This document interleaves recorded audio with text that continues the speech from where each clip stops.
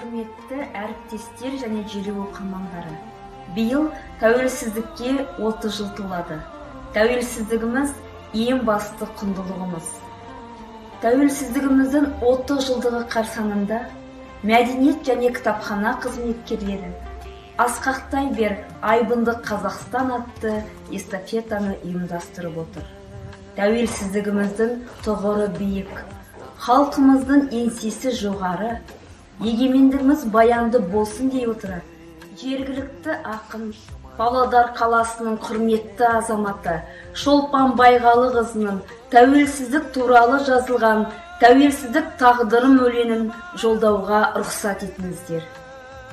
Елес, елес, елес емес бұл шындық.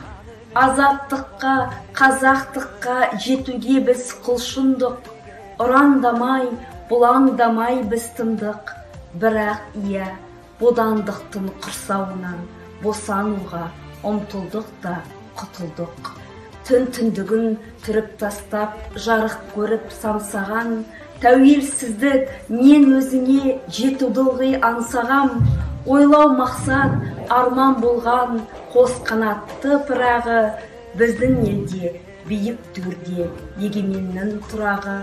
70 жылдай үстем болған КСРО құлады, талқандалды шырағы. Егемендік мәңгілікке шамшырақ боп жанарым да тұнады.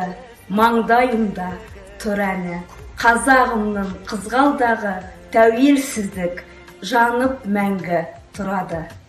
Мен Айкен Жұмабекова, Павлодар қаласы орталық қалалық кітапханасының кітапханашысымын. Осы кезекті эстафетаны орталықтандырылған кітапханалар жүйесінің номер 10-шы қалалық көпшілік кітапханасының қызметкерлеріне жолдаймын.